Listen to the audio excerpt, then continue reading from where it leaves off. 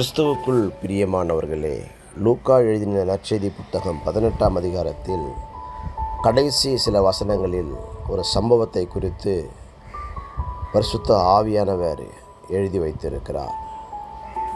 எரிகோ என்ற பட்டணத்திற்கு இயேசு வருகிறார். அந்த வழியை கடந்து போகிறார். அப்பொழுது அந்த பட்டணத்திலே ஒரு பிச்சைக்காரன் கண் தெரியாதவனாய் பிச்சை கேட்டு கொண்டிருந்தான். ஜனங்கள் நடக்கிற சத்தத்தை கேட்டவுடனே இது என்ன சத்தம் என்று கேட்டவன், இயேசு வந்திருக்கிறார் என்று கேள்விப்பட்டவுடனே அவன், தாவீதின் குமாரனே எனக்கு இரங்கும் என்று சத்தமிட்டு கூப்பிடுகிறான்.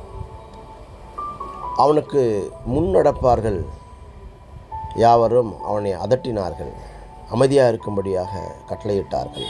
ஆனால் அவனோ விடாப்பிடியாக இன்னும் அதிகமாக இயேசுவே எனக்கு இரங்கும் என்று சத்தமிட்டு கூப்பிட்டான்.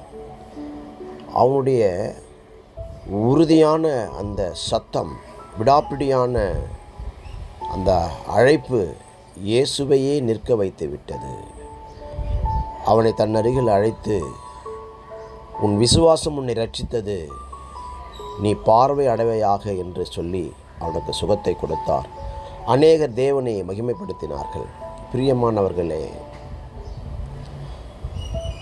நாமும் ஜெபிக்கிறோம். உறுதியாய் ஜெபிக்கிறோமா என்பது நம்மை நாமே கேட்க வேண்டிய ஒரு கேள்வியாக இருக்கிறது. அநேகர் ஜெபிக்கிறார்கள், யாராவது அதட்டினாலும் நிறுத்தி விடுகிறார்கள். ஒரு தடை வந்தால் நிறுத்தி விடுகிறார்கள். ஆனால் இந்த குருடனை பாருங்கள். அநேகர் அதட்டி இருக்கலாம், பிச்சைக்காரனே சும்மா இரு, ஏன் கத்துகிறாய், போதகர் போகிறார், இயேசு போகிறார், அமைதியாக இரு என்று சொல்லியிருக்கலாம். ஆனால் அவனோ, எனக்கு சுகத்தை கொடுக்க கூடுமானால் அது அவராலே தான் முடியும் என்று உறுதியாக நம்பி, இயேசுவே தேவனுடைய குமாரனே எனக்கு இரங்கும் என்று அதிக சத்தமாய் கூப்பிட்டான். அவனுடைய உறுதியான அந்த சத்தம், தாகம் நிறைந்த அந்த சத்தம் இயேசுவை நிற்க வைத்து அவனுக்கு பரிபூர்ண சுகத்தை உண்டாக்கி கொடுத்தது. பிரியமானவர்களே, எங்கே நின்று விடுகிறீர்கள்? தடைகள் வந்தால் நின்று விடுகிறீர்கள், போராட்டம் வந்தால் நின்று விடுகிறீர்கள், சிலர் நம்மை எதிர்த்து பேசினால் நின்று விடுகிறீர்கள், சிலர் குழப்பினால் நின்று விடுகிறீர்கள். இன்றைக்கு ஒரு தீர்மானம் எடுங்கள். ஆண்டவரை நோக்கி கூப்பிடுவதை நான் ஒருபோதும் நிறுத்த மாட்டேன். எனக்கான பதில், எனக்கான தேவைகள், எனக்கான எல்லாமே அவரிடத்தில் உண்டு.